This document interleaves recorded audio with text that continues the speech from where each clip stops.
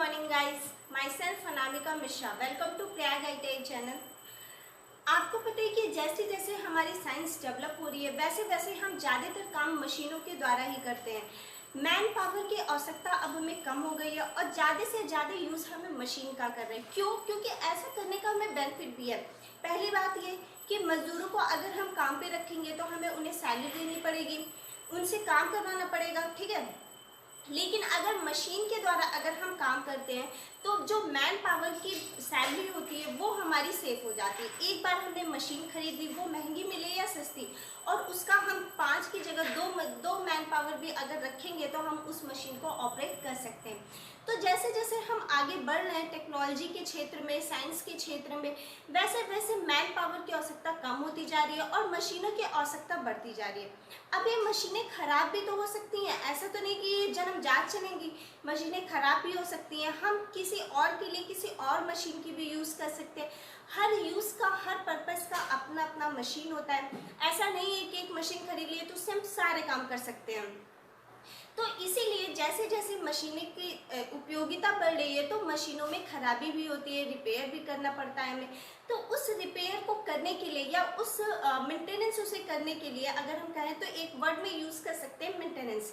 उसको करने के लिए हमें मशीन को पूरी तरह से खोलना पड़ता है, फिर उसमें चेक करना पड़ता है कि इसमें क्या खराब हो गया है, क्या सही है। तो ये सब चीज़ें करने के लिए हमें टूल्स की आवश्यकता होती है। किसकी आवश्यकता होती है? टूल्स की आवश्यकता होती है। तो अगर आप इलेक्ट्रिकल पढ़ते हैं तो आपको पता है कि इलेक्ट्रिकल के बहुत सारे टूल्स पढ़ाए जाते हैं, बेंच वाइज, कटर, प्लायर और स्क्रू, मतलब काफ़ी तरह के टूल्स होते हैं। हथौड़ा उसको कैसे मारते हैं, उसकी कितनी व्यास होती है, कितनी तिरछी ब्लेड्स होती हैं कि सीधी होती हैं, कितने एंगल पे कटी होती हैं, किसका कहाँ पर यूज़ करते हैं। तो इन सारी चीज़ों को हमें कहाँ से पता चलता है? जब हम लोग इलेक्ट्रिकल में टूल्स पढ़ते हैं। तो आपको टूल्स की उपयोगिता समझ में आ गई। हमें टूल्स इसलिए पढ़ना है क्योंकि जो हमारी मशीनें डेवलप हो रही हैं या मशीनें जो दिन पे दिन बन रही हैं, इंस्टॉल की जा रही हैं, उसको ऑपरेट करने के लिए या उसको मेंटेनेंस करने के लिए, उसमें लॉसेस को कम करने के लिए, कुछ खराब हो जाए तो उसे चेंज करने के लिए हमें किसकी ज़रूरत पड़ती है? टूल्स की ज़रूरत पड़ती है, ठीक है। अब आपको पता ही है कि जब मशीन आपको पढ़ाया जाता है तो वहाँ पे आपको कई टाइप्स के मोटर और कई टाइप्स के जनरेटर पढ़ाए जाते हैं। अल्टरनेटर हो गया, synchronous motor, synchronous generator, 3 phase induction motor, single phase induction motor, transformer, DC motor, DC generator, shadow pole motor, सैरागे motor, repulsion motor, hysteresis motor, इतने टाइप्स के आपको मोटर्स पढ़ाए जाते हैं। अब आप पढ़ते इतना है लेकिन यूज इसके और भी ज़्यादा दुगुने तिगुने में होती है। तो इनको आपने पढ़ा होगा कि ये कभी कभी इसमें क्या होता है, बेरिंग कट जाती है, बाइंडिंग से बहुत तेज तेज आवाज़ आती है, बाइंडिंग जल जाती है। तो उन सारी चीज़ों को हमें ओपन करके ये देखना होता है कि इस मशीन में क्या प्रॉब्लम आ रही है, क्यों नहीं ये चली। कभी कभी आवाज़ बहुत करती है या जर्क लेकर चलती है, या चलती तो है लेकिन धीमे चलती है, लॉसेस ज़्यादा होते हैं, बहुत सारी दिक्कतें आती हैं, ठीक है। तो उन सारी चीज़ों को हमें मेंटेन करने के लिए एक वर्ड हमने यूज़ किया, रिपेयर करने के लिए हमें किसकी ज़रूरत पड़ती है? टूल्स की ज़रूरत पड़ती है। तो आज हम उसी टूल्स के बारे में पढ़ेंगे। तो आज का हमारा चैप्टर क्या हो गया? टूल्स, ठीक है। टूल्स, आज का हमारा चैप्टर क्या है? टूल्स चैप्टर है। तो देखिए फर्स्ट क्वेश्चन है कि साधारण बेंच वाइज के सिंगल में निम्न में से कौन सी चूड़ी होती है। अब देखिए हम क्वेश्चन को पढ़ेंगे, आप उसे सुनिएगा, ऑप्शन लिखेंगे और करेक्ट करिएगा, ठीक है। अगर कोई बड़ा क्वेश्चन होगा या फिर जो नहीं समझ में आएगा तो उसको हम व्हाइट बोर्ड पे लिख भी देंगे। बट ध्यान से सुनिएगा क्या लिखा हुआ है। साधारण, ये जो हम आपको क्वेश्चन करा रहे हैं ये क्वेश्चन कैसे क्वेश्चन है? मॉडल पेपर के क्वेश्चन है, या फिर हम कहेंगे जो प्रीवियस ईयर में आए हुए क्वेश्चन है। तो इनको ध्यान से देखिएगा। साधारण बेंच वाइज के स्पिंडल में निम्न में से कौन सी चूड़ी होती है? किसकी हम लोग बात कर रहे हैं? साधारण बेंच वाइज, किसकी बात कर रहे हैं? साधारण बेंच वाइज कि स्पिंडल में प्रयोग की जाने में प्रयोग निम्न में से कौन सी चूड़ी प्रयोग होती है? ऑप्शन ए है एक्मे चूड़ी, ऑप्शन ए है एक्मे चूड़ी। अच्छा, आपके लिए टूल्स और वायरिंग, ये 2 चैप्टर जो होता है ना वो मोस्ट इम्पॉर्टेंट होता है, क्योंकि आपको क्या करना है, आपको कहीं भी, आप गवर्नमेंट या प्राइवेट कहीं भी जॉब करेंगे तो आपको प्रैक्टिकली ही काम करना होता है। और अगर आपको प्रैक्टिकली काम करना है तो उसके लिए आपको टूल्स की नॉलेज होना बहुत ही इंपॉर्टेंट होता है। और ये जो टूल्स होते हैं ये सिर्फ ITI में ही पढ़ाए जाते हैं। जब आप डिप्लोमा करेंगे तो वहाँ टूल्स का नामो निशान नहीं, और जब बीटेक करेंगे तो वहाँ तो नाम भी नहीं सुनना होता है। तो क्यों आपको इतना पढ़ाया जा रहा है टूल्स और वायरिंग पे बहुत ही फोकस किया जाता है ITI में, सिर्फ इसीलिए क्योंकि आपको प्रैक्टिकली नॉलेज होना बहुत इंपॉर्टेंट है। अगर आप गवर्नमेंट या प्राइवेट किसी भी सेक्टर में जाते हैं तो वहाँ आपसे प्रैक्टिकली काम कराया जाएगा। और जो डिप्लोमा वाले होते हैं उन लोगों को थ्योरेटिकल नॉलेज होती है, वो बताते हैं कि कैसे क्या करना है और आपको करना होता है। तो आपको टूल्स की नॉलेज होना बहुत ही ज़रूरी है। तो क्वेश्चन क्या पूछ रहा है कि साधारण बेंच वाइज के स्पिंडल में निम्न में से कौन सी चूड़ी होती है। ऑप्शन ए है एक्मे चूड़ी, ऑप्शन बी है बी चूड़ी, ऑप्शन सी दिया हुआ है वर्गाकार चूड़ी,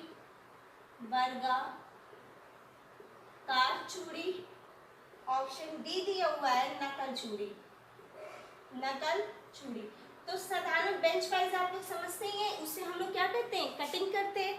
तो उसके लिए हम लोग कौन सी चूड़ी यूज करते हैं, वर्गाकार चूड़ी। कौन सी चूड़ी यूज करते हैं, वर्गाकार चूड़ी यूज करते हैं। ठीक है, याद रखिएगा।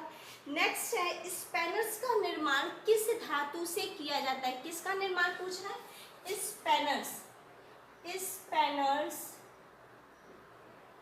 स्पैनर्स का निर्माण किस धातु से किया जाता है। क्वेश्चन क्या है, स्पैनर्स का निर्माण किस धातु से किया जाता है। ऑप्शन सुनिएगा। ऑप्शन ए है सिलिकॉन इस्पात, ऑप्शन ए दिया हुआ है सिलिकॉन इस्पात, ऑप्शन बी दिया हुआ है हाई कार्बन इस्पात,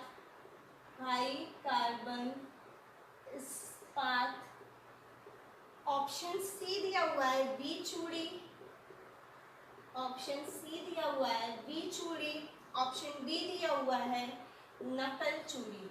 ठीक है, नकल चूड़ी। अब देखिए बात आपसे इसमें किसमें कर रहा है, बात कर रहा है आपसे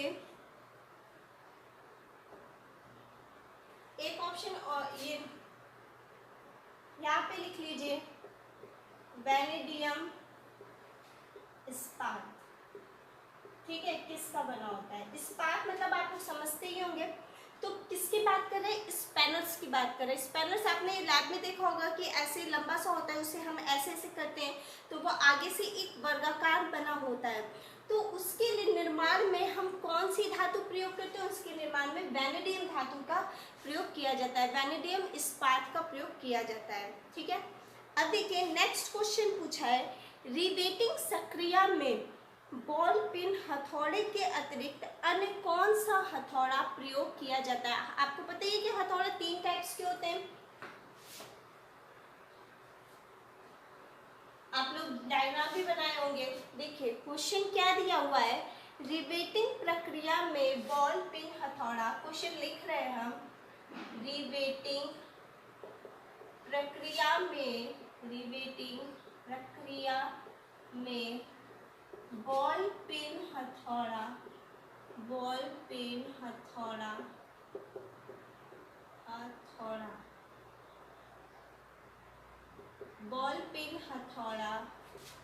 के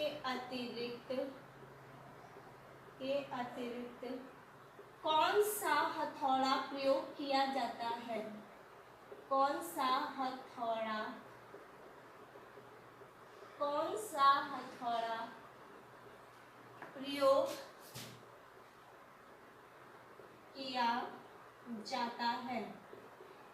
किस में पूछ रहा है, रिवेटिंग प्रक्रिया में पूछ रहा है। ठीक है, तो रिवेटिंग प्रक्रिया में अगर हम बॉल पिन हथौड़ा नहीं प्रयोग करेंगे तो कौन सा हथौड़ा प्रयोग करेंगे। ऑप्शन देखिए डबल फेस हथौड़ा, ऑप्शन ए दिया हुआ है डबल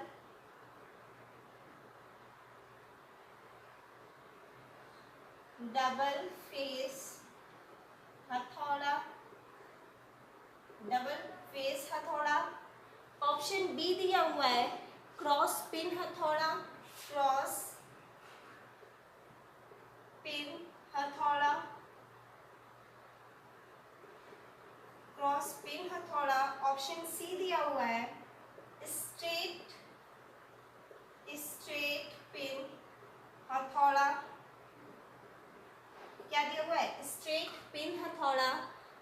ऑप्शन में क्या लिखा हुआ है? स्लेज हथौड़ा, स्लेज हथौड़ा। ये सारे हथौड़े आप लोग पढ़े ही होंगे। तो उसमें पूछा क्या है आपसे कि ज्यादातर देखिए किसका यूज किया जाता है। नॉर्मली ज्यादातर हम यूज किसका करते हैं? स्टेट पिन हथौड़े का ही करते हैं। लेकिन अगर आपसे ये पूछे कि रिवेटिंग प्रक्रिया में स्पेशली बॉल पिन हथौड़े का प्रयोग किया जाता है, किसका? बॉल पिन हथौड़ा। लेकिन अगर आपके पास बॉल पिन हथौड़ा नहीं है तो हम कौन सा हथौड़ा प्रयोग कर सकते हैं? स्ट्रेट पिन हथौड़ा भी प्रयोग कर सकते हैं। यही और एक डबल फेस हथौड़ा भी होता है, उसका भी यूज हम लोग करते हैं। बट अगर रिवेटिंग प्रक्रिया की स्पेशली बात करेगा तो वहां पे बॉल पिन हथौड़ा ही प्रयोग करेंगे, और अगर नहीं है तब हम स्ट्रेट पिन हथौड़ा प्रयोग कर सकते हैं। ठीक है, नेक्स्ट देखिए,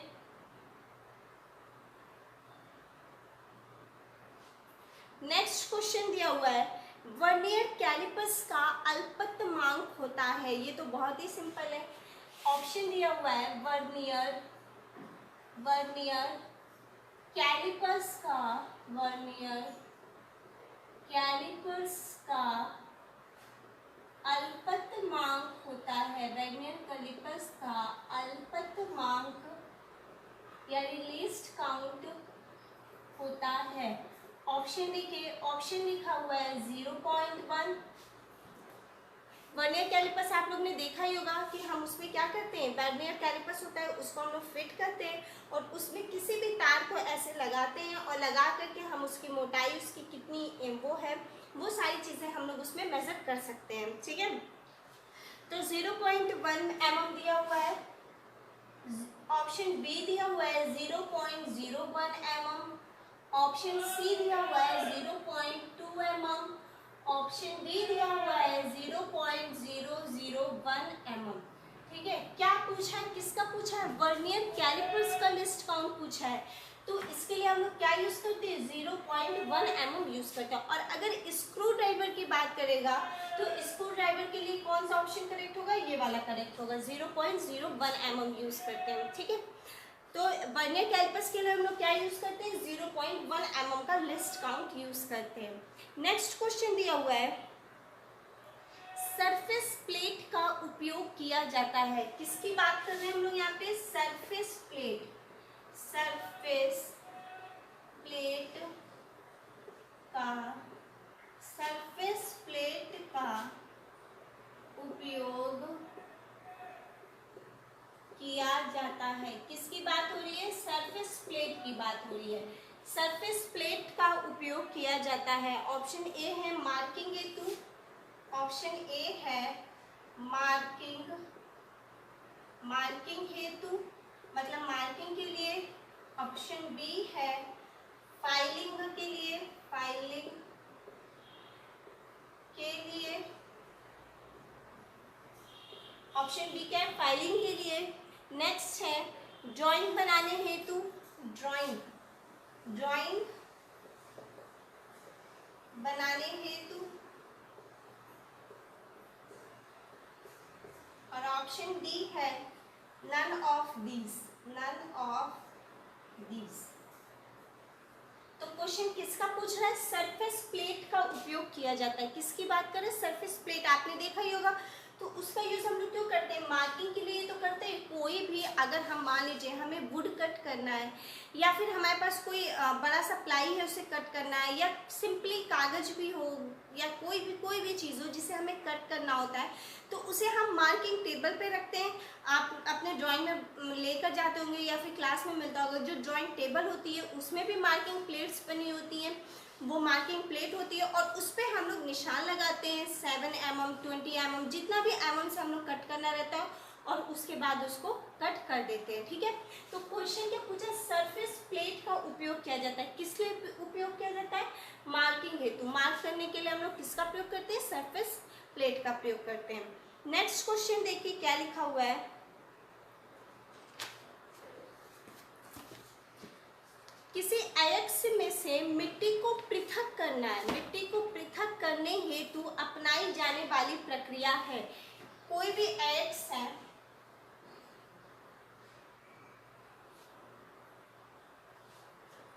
नेक्स्ट क्वेश्चन क्या है, किसी अयस्क, किसी अयस्क में से मिट्टी को, किसी अयस्क में से मिट्टी को पृथक करने हेतु, अयस्क में से मिट्टी को पृथक करने हेतु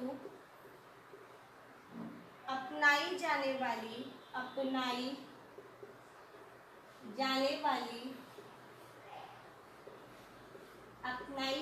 वाली प्रक्रिया कौन सी है? अपनाई जाने वाली प्रक्रिया कौन सी है? किसको पृथक करना है? किसी भी अयस्क में से मिट्टी को पृथक करने हेतु। तो ऑप्शन क्या दिया हुआ है? Washing, roasting. ऑप्शन ए दिया हुआ है वॉशिंग। ऑप्शन बी दिया हुआ है रोस्टिंग। ऑप्शन सी दिया हुआ है वॉशिंग, रोस्टिंग, स्मेल्टिंग।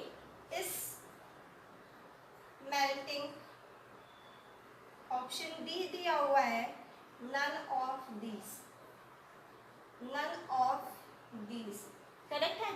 तो किसको, कोई भी अयस्क है उसमें से हमें मिट्टी को, आपको पता है कि मिट्टी अगर हम किसी बाल्टी में घोल देते हैं तो कुछ देर बाद क्या होगा कि मिट्टी नीचे बैठ जाएगी, उसके कुछ पार्टिकल्स होंगे जो ऊपर आएंगे या पानी में घुले रहेंगे, बट ज़्यादातर मिट्टी क्या होगी कि बाल्टी के नीचे वाले पोर्शन में बैठ जाएगी। तो उसी तरह अगर हमें मिट्टी को पृथक करना है अयस्क में से तो हम उसको वॉशिंग कर देंगे। क्यों? क्योंकि डाल देंगे और जब मिट्टी क्या होगी, मिट्टी नीचे बैठ जाएगी, अयस्क को हम लोग निकाल देंगे तो उससे क्या हो जाएगा कि वॉश हो जाएगा और अयस्क में से मिट्टी जो है वो पृथक भी हो जाएगी। नेक्स्ट क्वेश्चन क्या दिया हुआ है कि निम्न में से बढ़ई कार्य में प्रयुक्त होने वाला हथौड़ा कौन सा है? किसके कार्य के लिए हम लोग प्रयोग कर रहे हैं? बढ़ई मतलब कारपेंटर। बढ़ई के कार्य में प्रयुक्त होने वाला हथौड़ा। आपको फेस टाइप हथौड़ा पढ़ लिए, 2 पोल टाइप पढ़ लिए, डबल पोल टाइप पढ़ लिए, स्ट्रेट टाइप पोल का पढ़ लिए, लेकिन बात ये कि बढ़ई कौन सा यूज करता है? बढ़ई के कार्य में प्रयुक्त होने वाला हथौड़ा कौन सा होता है? ऑप्शन सुनिएगा, sledge, claw, mallet, double face. Option A दिया हुआ है स्लेज हथौड़ा। ऑप्शन बी दिया हुआ है स्लेज हथौड़ा। ऑप्शन बी दिया हुआ है क्लॉ हथौड़ा और ऑप्शन सी दिया हुआ है मैलेट हथौड़ा। ऑप्शन डी दिया हुआ है नन। क्या दिया हुआ है? नन। तो बढ़ई के कार्य में हम लोग कौन सा हथौड़ा प्रयोग करेंगे? क्लॉ टाइप का हथौड़ा प्रयोग करेंगे। अभी इससे पहले आप लोग ने पढ़ा कि स्ट्रेट टाइप हथौड़ा का प्रयोग किया जा रहा था, लेकिन यहाँ पे हम लोग कौन सा हथौड़ा प्रयोग करेंगे? क्लॉ टाइप हथौड़ा प्रयोग करेंगे। सही है। अब देखिए नेक्स्ट क्वेश्चन है,